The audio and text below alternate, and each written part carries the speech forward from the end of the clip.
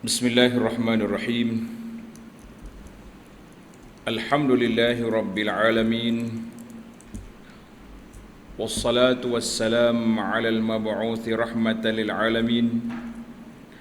Nabiyyina wa habibina wa qudwatina Muhammad ibn Abdullah wa ala alihi wa sahbihi wa man sar ala nahjihi wa ihtada bihadihi wa istanna bisunnati ila yaumiddin.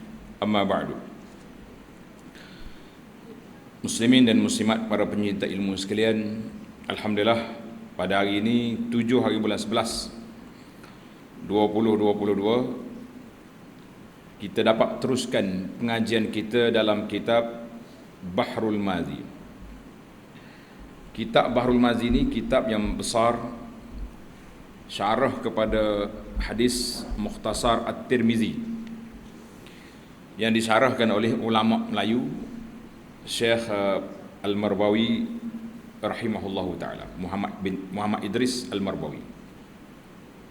Sambung kita masih lagi dalam juzuk yang kedua. Juzuk yang kedua,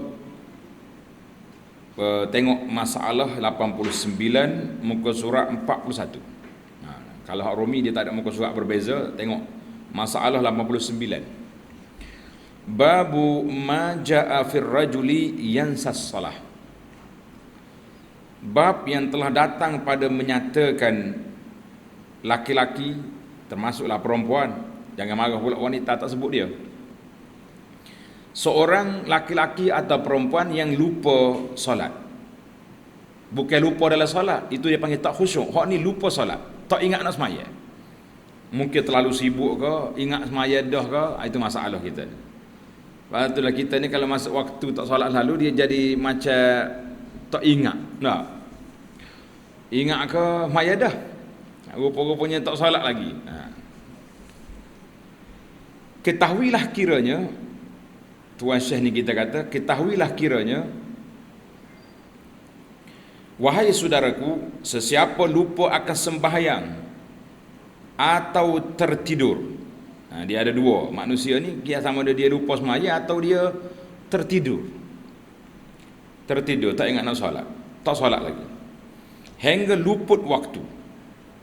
Maknanya isu kita hari ni, isu orang terlupa dengan isu orang tertidur.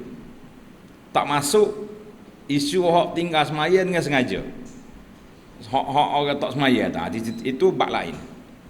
Dalam ni juga, tapi tajuk kita yang pertama. Maka sehingga luput waktu, mana dia tidur asar, bangun pukul 8 maghrib habis, macam mana nak buat?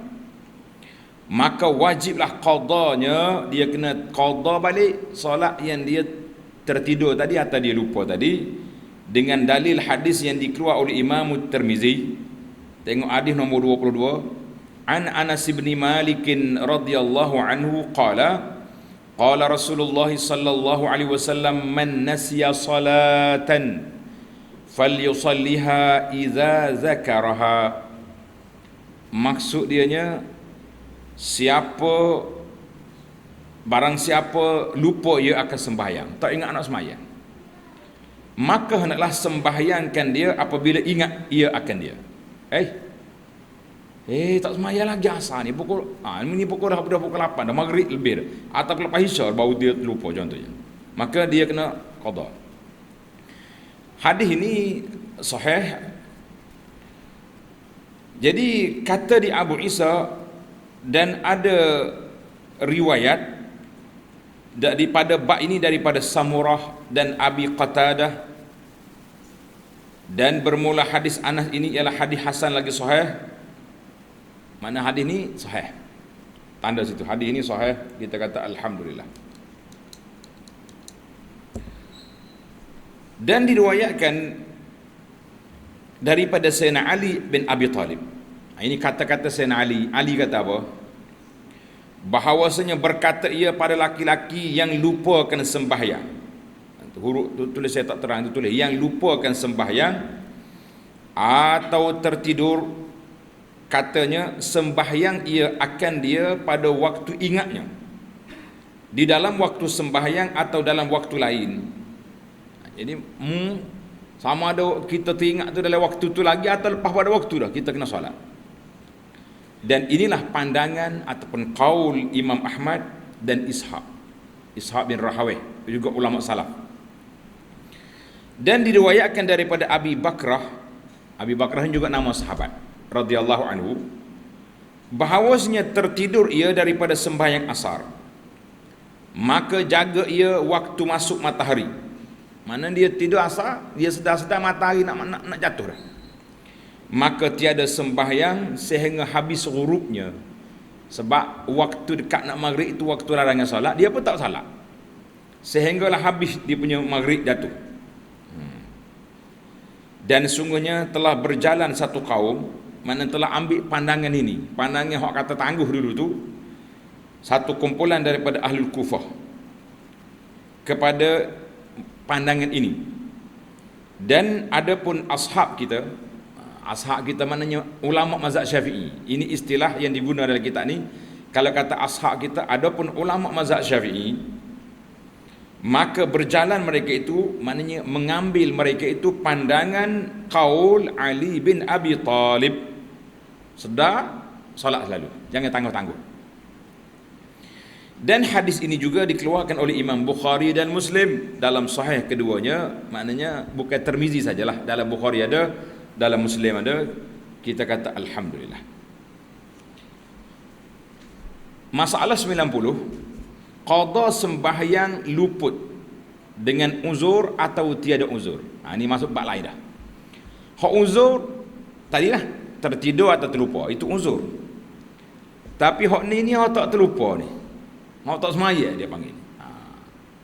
Bagaimana hukum dia? Kata Imam Nawawi rahimahullahu taala, bermula sabda Nabi sallallahu alaihi wasallam, man nasiya salatan falyusalliha idza dzakaraha. Nabi kata siapa dia terlupa, maka dia kena solat bila dia ingat, kena qada. Hadis ini menunjukkan wajib qada sembahyang fardu yang luput. Sama ada ia meninggalkan dia dengan uzur seperti tertidur dan lupa, tak ingat, atau tertinggal itu dengan ketiadaan uzur. Dia panggil qiyasul aula. Maknanya kalau orang uzur pun kena qada, awak yang tinggal dengan sengaja main-main lagi kena qada. Itu maksud dia. Dan pada hadis ini ada kalam orang.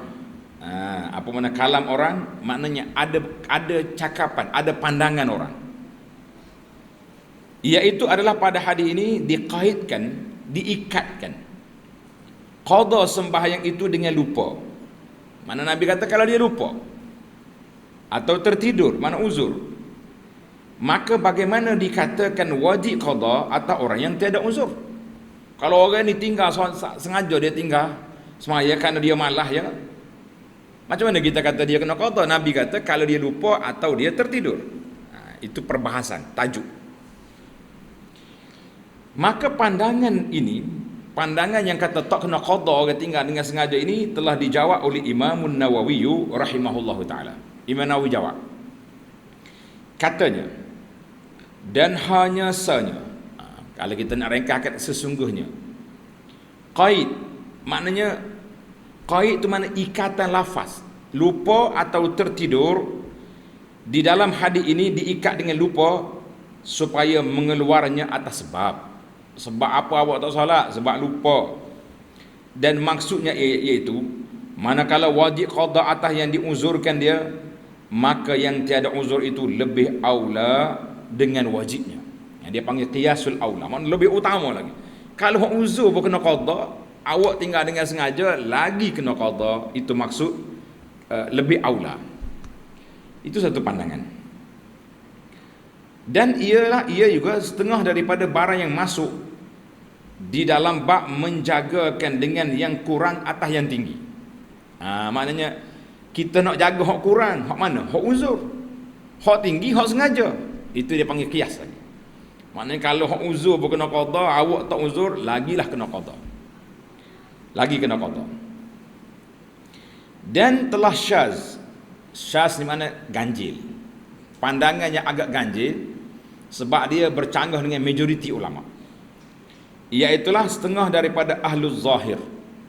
mazhab Az-Zahiri atau dipanggil Daud Az-Zahiri, dan pengikut-pengikut dia mazhab Ahlul Zahir, dia kata tiada wajib qada sembahyang yang luput dengan ketiadaan uzur. Jadi tuan-tuan, puan yang belajar ni tulis, ini pandangan yang kedua dalam masalah qada salat orang yang tinggal dengan sengaja, mazhab Zahiri.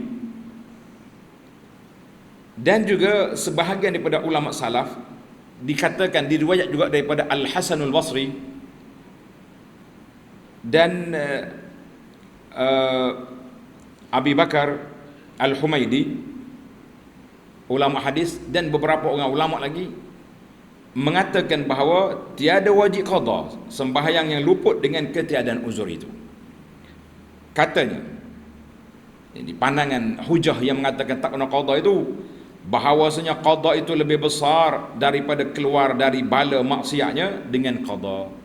Dia maksiat terang-terang, tiba-tiba kita kata dia kena qada, maknanya dia pun jadi macam relax lah, tak apa, kita qada lepas pada ni. Maknanya dia boleh rasa lebih mudah. Itu pandangan dia. Kata Syekh Al-Marbawi agak keras dalam masalah ini. Dia kata ini pandangan yang mengatakan tak wajib qada ini salah, daripada orang yang mengatakannya tidak betul dan bodoh.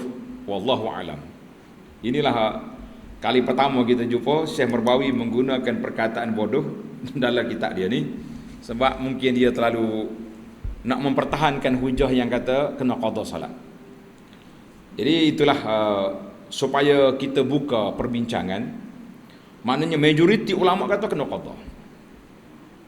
Sebab kalau hak uzur pun kena qada, yang tak uzur lagi kena qada. Cuma ada sebahagiannya Az-Zahiri dan lain-lain tadi riwayat yang kita sebut tadi, dan juga beberapa ulama lain yang semasa ada juga yang memilih pandangan yang mengatakan tidak kena qada kerana dia tinggal dengan sengaja, maka tidak ada lebih berat daripada dia menyesali dan dia bertaubat kepada Allah Azza wa Jalla dengan taubatan nasuha. Sebab apa? Panjang juga hujah dia, cuma kita buka minda untuk para jemaah boleh faham. Dalam masalah sumpah ni, kalau orang salah sumpah, dia kena bayar kafarah. Tapi kalau dia sumpah bohong, dia panggil yaminil ghamus, tidak ada kafarah. Sebagaimana kata sebagian ulama, tak ada kafarah sebab dia bersumpah, dia main-main dengan nama Allah, kenapa kita nak suruh dia bayar? Jadi ada yang mengatakan tak bayar itu lebih berat daripada bayar. Wallahu a'lam, itu pandangan para alim ulama. Baik, kita masuk pada perbincangan penjelasan seterusnya. Masalah 91, masalah qada sembahyang dengan segera. Maknanya kalau kita sedar tu kena segera ke boleh tangguh. Kita ingat tu kena segera ke boleh tangguh. Kata Imam Nawawi rahimahullahu taala, kehasilan mazhab, maknanya khulasah daripada mazhab kita ni bahawasanya apabila luput akan dia oleh satu fardu, wajib qada selalu. Dan jika luput itu ia dengan uzur, sunat qadanya atas segera.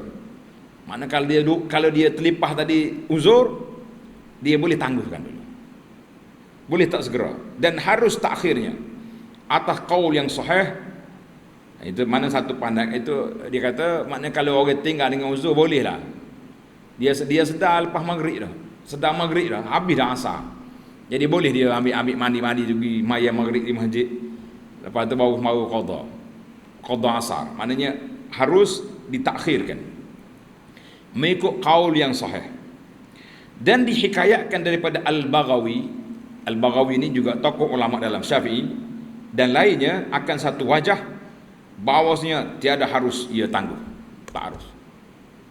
Maya asar dulu baru salat maghrib.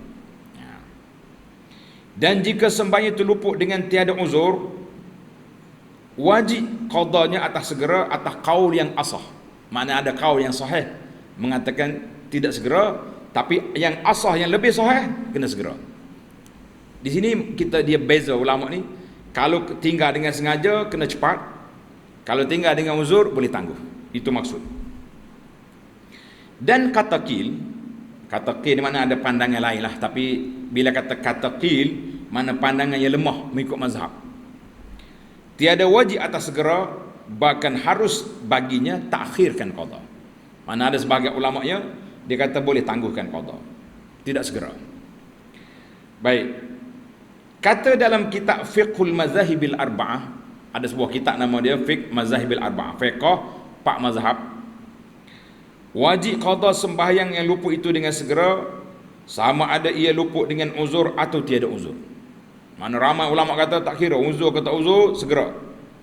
Melainkan Syafi'i, maka ialah sebagaimana kata Nawawi di atas itu. Jadi kalau dia uzur boleh tangguh, boleh lewatkan. Kalau tak uzur kena segera. Dan tiada harus takhirkan qada, melainkan kerana halangan. Maksudnya dia nak qada ni dia berhalangan, seperti berusaha bagi menghasilkan rezeki.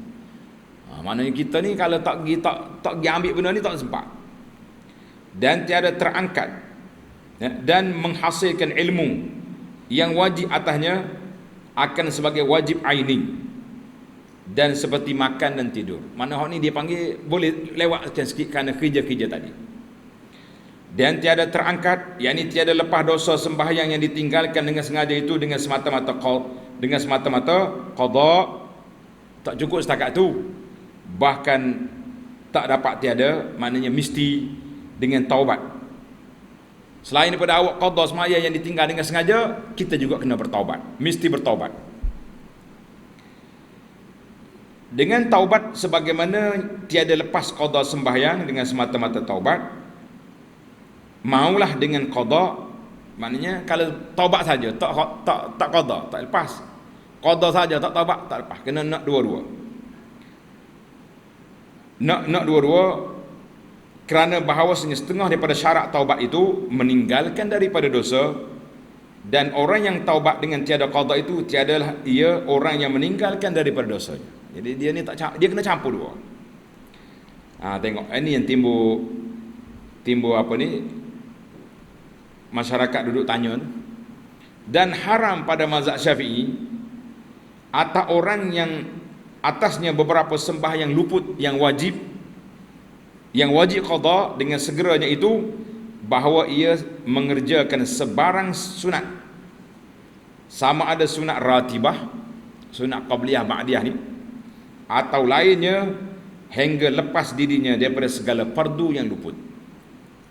Maka dalam kitab fiqh Syafi'i dia bertegah dalam masalah ini, orang yang ada solat qada dia tak boleh solat sunat.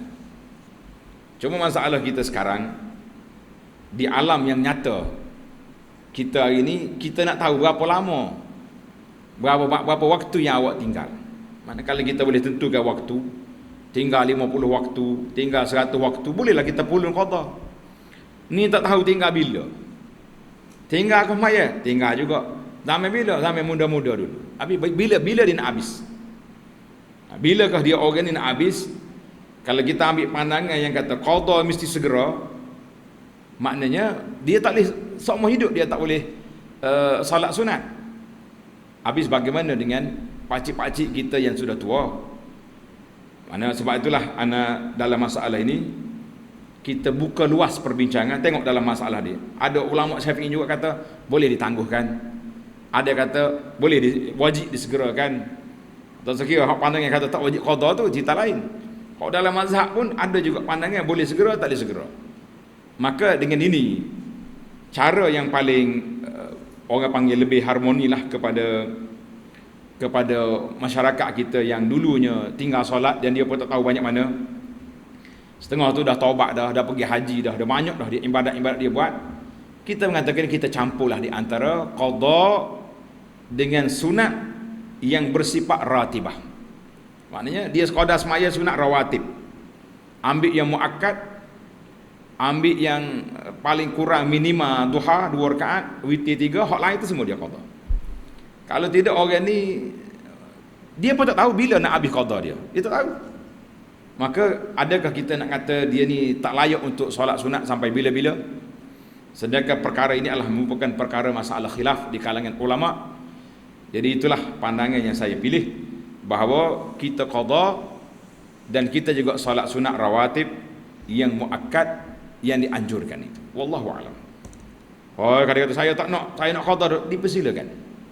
Cuma bagi anaknya kita nak halang pakcik-pakcik makcik yang tertinggal solat zaman muda supaya langsung tak solat sunat, kita kata ini cukup berat, kerana bilakah dia nak berbekal untuk ke akhirat. Dia qada lah dulu. Berapa lama nak qada, dia pun tak tahu berapa banyak dia tinggal. Kalau tahu, orang panggil berapa bilangan yang tertentu, bolehlah dia pulun. Ini dia pun tak tahu. Orang panggil on off lah, sekali semaya, sekali tak semaya dah. Waktu jumpa guru molek tak semaya, jumpa guru molek semaya. Jadi itulah jalan yang pada pandangan wallahu alam yang terbaik untuk kita nasihat kepada orang-orang yang pernah tinggal solat di zaman dahulu. Wallahu alam. Baik, kita berpindah kepada masalah 92, masalah qada sembahyang sunat. Ni banyak kali dah nak sebut solat-solat sunat ni.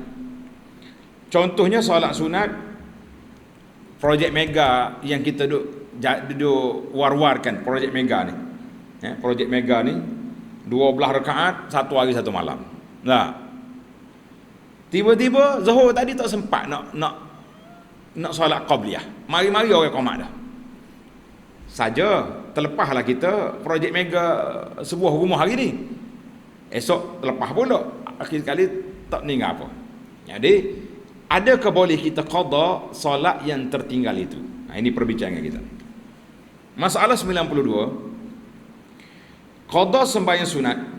Kata Imam Nawawi rahimahullahu taala, jika luput oleh seorang akan sembahyang sunat ratibah, sunat muakkad, qabliyah, ba'diyah, maka pada qadanya dua qaul bagi Imam Syafi'i, dua pandangan. Bermula yang asah, pendapat yang paling sahih daripada keduanya, sunat qadanya. Kerana umum sabda Nabi sallallahu alaihi wasallam, man nasiya salah falyusalliha idza dzakaraha. Siapa dia terlupa, maka dia solat apabila dia ingat. Dan kerana beberapa hadis yang lain yang banyak dalam as-sahih, seperti qadanya Rasulullah sallallahu alaihi wasallam akan sunat zuhur, kemudian daripada asar, lepas maya asar Nabi maya sunat. Sahabat ataupun isteri dia tanya, ya Rasulullah, kenapa solat ni? Kan Nabi larang solat lepas asar. Nabi kata apa? Aku tadi sibuk membimbang akan dia daripadanya oleh wafdu Najran. Orang yang mari pada Najran duk cakap-cakap dengan Nabi lepas zuhur sampai ke asar, Nabi tak sempat solat ba'diyah zuhur. Maka dia qada selepas daripada apa? Lepas daripada solat asar. Dan qadanya akan sunat subuh. Jadi ada hadis yang menyebutkan Nabi kita qada apabila solat tu muakkad, kalau dia tertinggal dia qada. Jadi itulah yang kita pilih pandangan yang mengatakan bahawa solat sunat muakkad kalau kita terlepas, kita qadakan dia, dan projek mega kita tidak kerugian, insya-Allah. Tuan-tuan dan puan-puan, istiqamah dengan solat-solat sunat ni, mudah-mudahan kita selamat di dunia dan selamat lagi di akhirat, insya-Allah. Tamatlah kita masalah qada salat. Sekarang ni kita nak pergi kepada masalah 93, babu ma ja'a fir rajuli tafutuhu salawatu bi ayyatihinna yabda. Bab yang telah datang ia pada menyatakan laki-laki atau perempuan luput akan dia oleh beberapa sembahyang. Dia terlepas banyak sembahyang. Dengan mana daripada sekalian itu dimulai. Contohnya orang ni tak sedar, pensan ke apa benda ke tak, sedar-sedar banyak waktu dah tinggal. Jadi kita nak mula hak mana dulu? Itu soalan dia. Adakah kena tertib atau boleh je tukar-tukar dulu?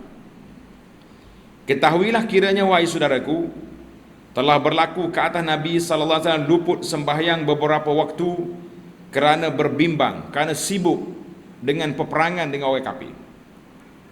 Kemudian diqadanya dengan beratur-atur aturan. Nabi kita qada mengikut tertib. Maka dengan perbuatan Nabi itulah seseorang yang luput beberapa sembahyang qada, mengqadalah ia dengan beraturan, yakni didahulukan. Hak mana dulu kita dulukan, dan yang kemudiannya dikemudiankan. Dengarlah hadisnya dikeluarkan oleh Imam At-Tirmizi, katanya. Hadis nombor 23, An Abdullah bin Mas'ud radhiyallahu anhu qala innal musyrikina syaghalu Rasulullah sallallahu an arba'i salawatin yaumal khandaq hatta zahaba minal laili ma syaa Allah fa amara bilalan fa azan thumma aqama fa shalla az-zuhra thumma aqama fa shalla al-'asra thumma aqama fa shalla al-maghriba thumma aqama fa shalla al-isya. Jadi pupuk kafir telah menyibukkan Nabi sallallahu alaihi wasallam dengan berperangan sehingga Nabi tak sempat solat 4 waktu pada hari peperangan Khandaq, perang Parit tahun yang kelima hijrah. Sehinggalah masuk malam. Malam dah daripada Zuhur, Asar, Maghrib, Isya. Bila selesai masalah, tenang dah keadaan, Nabi suruh Bilal azan. Kemudian dia qamat, Nabi sembahyang Zuhur. Kemudian sudah qamat pula salat Asar. Kemudian qamat pula salat Maghrib. Kemudian qamat salat Isya. Maknanya hadis ini tertib. Cuma hadis ini ada sedikit perbincangan, tengok bawah tu. Demikianlah Nabi qada sembahyang dengan beratur, maknanya mengikut tertib. Kata Abu Isa, dan pada bab ini ada riwayat daripada Abu Sa'id dan Jabir. Kata Abu Isa, bermula hadis Abdullah ini tiadalah pada isnadnya tetapi yang boleh dipercayai. Maknanya ada masalah dari sudut sanad. Sanad mana? Sanad hadis ni. Sebab itulah ulama berbeza pandangan. Ada sebahagian mengatakan hadis ini munqati', hadis ini putus, hadis ini lemah. Ada yang mengatakan lemah tapi ada jalur lain boleh naik kepada hasan. Maknanya khilaf ulama tentang nak mentasihkan hadis yang 4 waktu. Sebab ada hadis lain yang lebih sahih. Tengok hadis nombor 24. Hadis ini sahih sebab ada dalam Bukhari dan Muslim.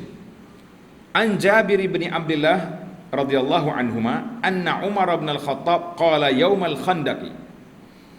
Pada hari peperangan Khandaq, Umar kata apa? Wa ja'ala yasubbul kufar Quraisy. Apa ni, Sayyidina Umar marah dia. Maki kafir Quraisy. Qala ya Rasulullah, makitu usallil asra hatta taghrub asy-syams. Umar mari mengadu ke Nabi sallallahu alaihi wasallam. Dia kata, ya Rasulullah, saya hampir tak nak salat asar, nak masuk maghrib dah. Umar, faqala Rasulullah sallallahu alaihi wasallam, wallahi in sallaituha. Demi Allah, Nabi kata, aku pun tak sembahyang asar ini. Aku pun tak ada sembahyang asar ni. Sibuk dengan buat kafir kacau gitu. Maknanya peperangan tengah sengit. Nak tinggal tak boleh. Nak berhenti sembahyang tak boleh. Hatta qala fa nazalna Buthan. Kita berhenti di Buthan tu, ada air situ. Fa yatawadda Rasulullah sallallahu alaihi wasallam wa tawaddana. Kami ambil wudu.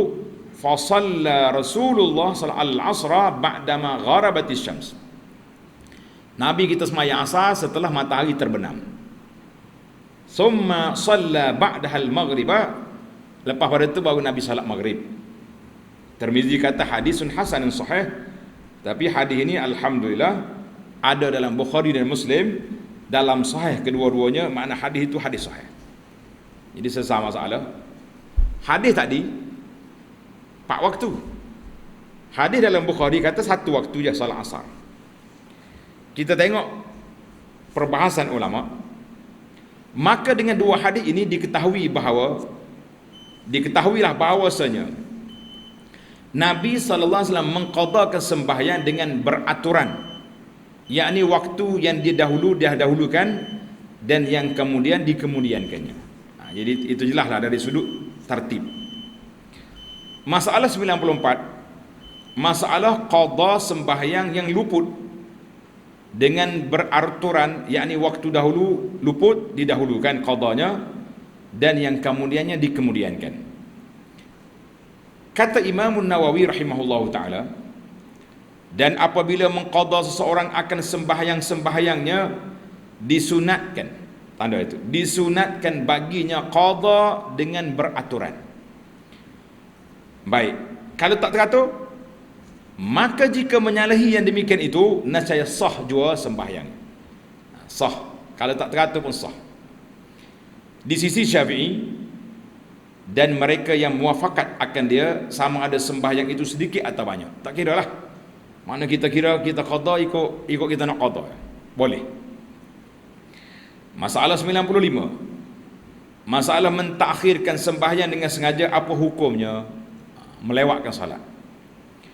Wahai saudaraku, dengan hadis dalam masalah 93 ini nampaknya Nabi sallallahu alaihi wasallam mentakhirkan dengan sengaja akan sembahyang kerana berbimbang, makna sibuk dengan seteru. Maka bolehlah kita yang demikian itu kerana menurut Nabi ada perbuat yang demikian. Jadi orang kata Nabi pun menangguhkan solat asar sebab sibuk dengan orang kafir. Macam mana kita nak jawab?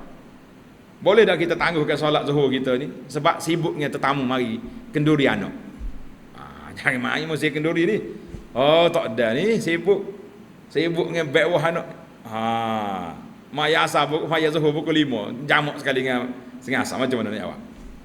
Tengok jawapan. Kata Nawawi rahimahullahu taala, dan ada takhir Nabi akan sembahyang asar sehingga lenyap matahari adalah sebelum turunnya wahyu sembahyang syiddatul khauf. Peristiwa ni sebelum turun arahan solat dalam ketakutan. Bila turun ni tak ada masalah. Kita ada wuduk je.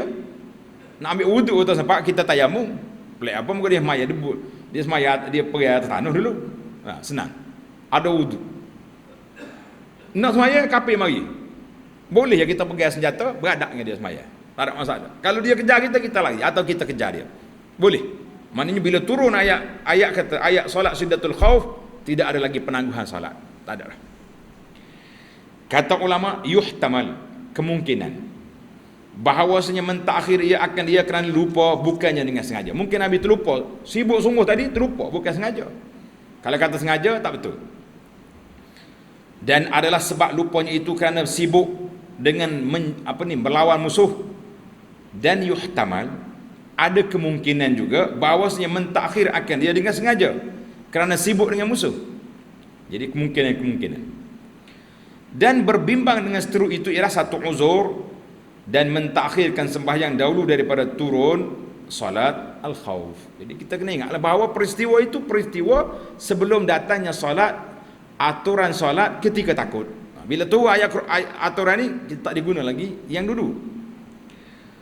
Dan adapun hari kita sekarang ini, dengar ni, adapun zaman kita sekarang ini, maka tiada harus mentakhirkan sembahyang daripada waktunya dengan sebab musuh, dengan sebab perang, apalagi kalau sebab nak kenduri anak.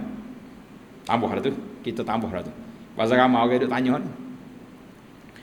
Bahkan adalah seorang itu sembahyang akan sembahyang salatul khauf untuk orang perang ni atas kira-kira halnya. Apa keadaan apa? Solat. Boleh maya, boleh rokok, sujud. Boleh tak boleh rokok, isyarat. Dan ada baginya ma'ruf di dalam kitab-kitab fiqh, maknanya perbincangannya penuh dalam kitab fiqh. Ma'ruf. Dan di sini pun insya-Allah akan diterangkan dalam babnya nanti. Tak tahu bila lagi nak sampai. Tuan-tuan untuk nak tengok dalam masalah ini, tengok dalam kitab yang anda baca, kitab Al-Mu'tamad ada, ataupun kita fiqh manhaji, kita dah hurai panjang tentang solat al-khauf, solat ketika takut. Masalah 96, hadis Nabi itu berbagai-bagai. Bagaimana muafakatkan dia? Dua riwayat tadi. Ada kata 4 waktu, ada kata 1 waktu. Hak mana kita nak ambil hak mana? Itu maksudnya. Bagaimana kita nak taufik, nak jamak di antara hadis? Wahai saudaraku, adalah hadis dalam masalah 93 itu satu riwayat menyebutkan Nabi luput sallallahu alaihi wasallam luput beberapa waktu, 4 waktu. Dan satu riwayat yang sahih itu menerangkan luput sembahyang asal saja. Maka yang mana kita nak ambil? Kata Nawawi rahimahullahu taala, dan ketahui olehmu bahawasanya telah jatuh pada hadis dalam masalah 93 itu dalam Muslim dan Bukhari. Hadis 93 dalam Muslim Bukhari ada. Dan bahawasanya sembahyang luput bagi Nabi ialah sembahyang asal sahaja. Hak sahihnya, hak jelasnya sembahyang asal. Dan zahirnya tiada luput ia akan yang lainnya. Itu analisa Imam Nawawi. Dan dalam kitab Al-Muwatta bahawasanya zuhur dan asar luput. Ada riwayat lain pula kata zuhur dengan asar. Dan pada kitab ini bahawasanya mentakhirkan Nabi akan 4 sembahyang zuhur, asar, maghrib, isya sehingga hilang pangkal malam. Maknanya tengah malam dah baru boleh solat. Maka cara dipanggil cara nak jamak di antara riwayat. Maka jalan menghimpunkan antara segala riwayat ini iaitulah bahawasanya peperangan Khandaq itu kekal ia beberapa hari. Maka riwayat ini pada setengah hari zuhur, setengah hari asar, setengah hari maghrib, setengah hari isya, dan mengkhabarkan pada setengah hari yang lain daripada hari perang itu jua. Wallahu alam. Itu jelah kesimpulan yang dibuat oleh Imam Nawawi. Baik, masalah yang ke-97. Masalah 97, qamat sembahyang qada yang luput. Jadi kalau kita nak solat qada banyak waktu, kena qamat ke tidak? Kau pada sekali. Wahai saudaraku, seorang hendak qada sembahyangnya, apakah hukumnya jikalau ia tiada iqamah? Pakai semaya tak qamat macam kita lah ni, mana ada qamat? Tak. Pakai bangun gitu je. Maya hak tak luput pun tak qamat. Hak masjid lain, hak sore-sore ni. Kata Abu Isa Tirmizi, dan ialah yakni hadis dalam masalah 93 itulah tempat istinbat ulama telah memilih akan dia setengah daripada ulama bahawasanya qamat seorang yang qada sembahyang yang luput bagi tiada sembahyangnya. Setiap kali kita nak solat, qamat. Dan jika tiada qamat ia, nasaya memadai ia akan dia. Jadi kalau tak qamat sah, cuma kurang afdal.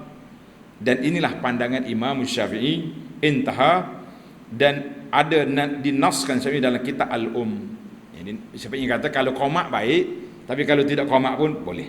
Jadi kalau kita boleh qamat lah. Lebih afdal, kenapa kita nak ambil yang tak afdal? Masalah 98, menyenangkan duka cita hati sahabat. Jadi kalau sahabat kita susah hati, tak berapa ceria, kita kena tenangkan hati. Ini dipanggil ilmu motivasi yang digunakan oleh Nabi sallallahu alaihi wasallam. Wahai saudaraku, adalah pada hadis dalam masalah 93 itu menyebutkan Sayyidina Umar telah mengadu duka citanya tak sempat solat asar kepada Nabi sallallahu alaihi wasallam. Maka Nabi pun lalu bersabda, wallahi in sallaituha, Umar, aku pun tak salat juga. Baru teringat Nabi. Kata Nawawi rahimahullah ta'ala, bermula maknanya demi Allah, tiada pun aku sembahyang akan sembahyang itu sepertimu juga, aku pun tak sembahyang asar juga. Dan hanya sahnya Nabi bersumpah itu kerana menyenangkan dan menghilangkan duka cita Sayyidina Umar kerana ia dalam susah hati mentakhirkan asar sampai hampir maghrib. Maka Nabi SAW pun berkhabar kepadanya akan dianya belum lagi sembahyang akan asar itu, supaya Sayyidina Umar ada ikutan tertakhir itu dan tiada susah hati lagi atas barang yang telah berlaku itu, serta ditakkidkan oleh Nabi SAW akan khabarnya dengan sumpah. Maknanya Nabi kita bersumpah sebab dia tahu Umar ni sangat jaga salat. Nabi kita bersumpah, aku pun tak semaya juga. Jadi Umar jangan susah hati, mari kita qada. Tapi Umar qada, Umar salat dah jadi, cuma lewat sikit. Nabi tak salat langsung, tak ada. Jadi kita pun kalau ada orang susah hati dalam masalah ni, kita bolehlah tenang-tenang hati dia lah. Dia kata saya sibuk hari ni tak ada nak baca Quran, aku tak baca juga. Dia kata sedang molek, gepo-ge molek. Tak. Jadi tak boleh benda-benda hak lemahkan semangat tak boleh. Cuma kalau boleh kita orang panggil, kalau ada benda tak ada motivasi, kita guna. Kalau tak ada, tak sedut cakap. Dia diam-diam. Tak apalah. Dah terlepas hari ni, esok kita jaga baik-baik. Itu jelah kata-kata kita. Baik, ada sedikit lagi masalah. Masalah 99, bersumpah dengan tiada dituntut bersumpah. Apa hukumnya? Nabi kita bersumpah tadi, tak payah, bukan orang suruh bersumpah pun. Kita bersumpah saja-saja, boleh ke tak boleh? Wahai saudaraku, seseorang yang bercakap sedikit lalu bersumpah. Dia cakap-cakap sedikit, wallahi, benar. Bercakap sedikit lalu bersumpah dengan tiada dituntut padanya bersumpah, apa hukum dia? Kata Nawawi rahimahullahu ta'ala, dan pada hadis dalam masalah 93 itu dalil atas harus bersumpah dengan ketiadaan tuntut bersumpah. Kerana Nabi sallallahu alaihi wasallam membuat yang demikian itu sebagian dalam hadis. Nabi kata wallahi, in sallaituha. Dan ialah sunat apabila adalah pada bersumpah itu maslahah. Mana kita bersumpah ni kerana kepentingan tertentu. Seperti kerana mentaukidkan, nak menguatkan hujah kita, pekerjaan, atau menambatkan tetap hati orang supaya orang itu lebih yakin dengan kita, kita bersumpah. Atau kerana menafikan tuhmah, tawahum, menafikan bahawa kita ni lupa, tak lupa tapi aku tak ada, atau lainnya. Daripada itu, daripada segala maksud yang harus dan sehingganya telah berlaku demikian dalam hadis-hadis dan Al-Quran, sebagaimana Allah Ta'ala bersumpah dalam banyak surah-surah. Tengok surah Az-Zariyat, At-Tur, Al-Mursalat, As-Sama'i wat-Tariq, Wad-Duha, Wat-Tin, Wal-Asri. Allah Ta'ala banyak bersumpah. Kata di para ulama, bila dia bersumpah menunjukkan bahawa tajuk yang nak dibincangkan itu benda besar. Jadi kita kalau ada keperluan sumpah kerana nak menguatkan hujah kita, nak menguatkan hati orang yang dengar tu percaya, sumpah. Tapi ingat, tulis itu, jangan sumpah bohong lah. Dia panggil al-yaminil ghamus, sumpah yang menjunamkan tuannya ke dalam neraka, iaitulah sumpah palsu, sumpah bohong. Itu tak boleh. Macam orang ni kan, kita tawar barang dia 20,000 dia nak jual, kita kata kau 18, wallahi saya beli 18. Sumpah tu sumpah neraka, nak wajah dia, sumpah bohong, tak boleh. Ini sumpah sekadar nak mengkuatkan, dan beberapa bandingan sekaliannya itu membesarkan yang disumpah atasnya dan mentaukidkan, menguatkan hujah, boleh. Masalah yang ke-100, masalah sembahyang qada dengan berjamaah. Kita ni beramai-ramai tinggal semaya, boleh tak kita qada? Contohnya kita ni jumpa guru lama, kita dulu masa kerja zaman muda tu tak semaya belakang buat ni. Tak, mari kita semaya qada. Malam ni jangan tidur, kita semaya qada 10 kali Zuhur, 10 kali Asar, 10 kali Maghrib contohnya. Boleh tak kita berjamaah? Menarik hukum dia. Yakni apabila ada beberapa orang terluput sembahyang yang wajib qada atas mereka itu, adakah harus qada dengan berjamaah? Boleh. Kata Nawawi rahimahullah ta'ala dalam hadis masalah 93 itu, zahirnya bahawasanya sembahyang qada dengan berjamaah boleh. Kata Nawawi, maka jadilah padanya dalil bagi harus sembahyang fardu yang luput itu dengan berjamaah. Dan dengan dialah berkata ulama sekaliannya, maknanya sepakat ulama kata harus, melainkan barang yang menghikayat, mana ada riwayat juga dari oleh Qadi Iyad rahimahullah ta'ala, riwayat daripada seorang tokoh ulama nama dia Al-Laits bin Sa'ad, bahawasanya menegak ia akan demikian itu. Laits kata tak boleh qada seorang-seorang, dan hikayat ini jika sah ia daripada Laits, nasaya ditolak akan dia dengan hadis Nabi SAW qada bersama dengan para sahabat tadi. Dan beberapa hadis yang sahih lagi sarih bahawasanya Rasulullah SAW sembahyang subuh ia dengan sahabatnya pada waktu tertidur mereka itu daripadanya, seperti dalam masalah 86 yang lepas. Kan Nabi tidur subuh, dia qada beramai-ramai selepas daripada naik matahari. Jadi kita kata pandangan yang mengatakan boleh qada itu sahih. Alhamdulillah. Masalah yang terakhir dalam bab ini 101, qada dengan sembahyang tunai, manakah didahulukan? Kita ada qada, ada tunai. Yakni seorang ingat akan ianya telah meluputkan sembahyang asar masalan dalam waktu maghrib.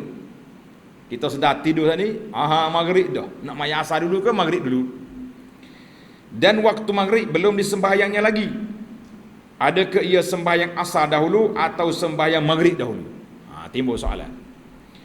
Kata Imam Nawawi rahimahullah ta'ala dalam hadis ini, dalil atas bahawasanya sesiapa yang luput akan dia oleh sembahyang yang dia ingat dalam waktu lain, sayugianya baginya memulai dengan qada yang luput dulu, kemudian menunai ia akan sembahyang yang hadir, maknanya maya asar dulu baru maghrib.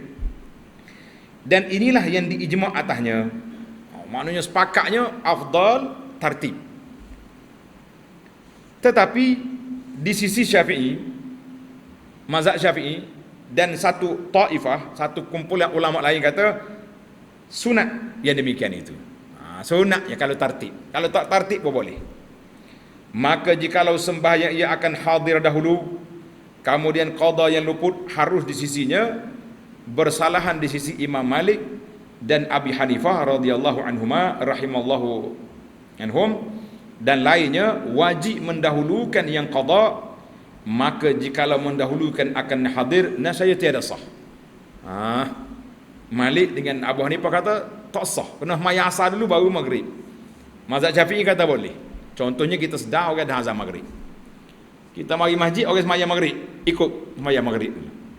Lepas maghrib kita berqada solat asar kita yang kita tertinggal tadi. Alhamdulillah, banyak masalah. Nak hurai panjang pun masa tak sempat, tapi rasanya kita boleh faham dah masalah kita ni walaupun cara ringkas. InsyaAllah kita akan sambung lagi masalah 102, babu ma ja'a fi salatil wusta. Subhanakallahumma wa bihamdika asyhadu an la ilaha illa anta astaghfiruka wa atubu ilaik. Wa sallallahu ala nabiyyina Muhammadin wa ala alihi wa sahbihi ajma'in walhamdulillahi rabbil alamin. Wassalamu alaikum warahmatullahi wabarakatuh.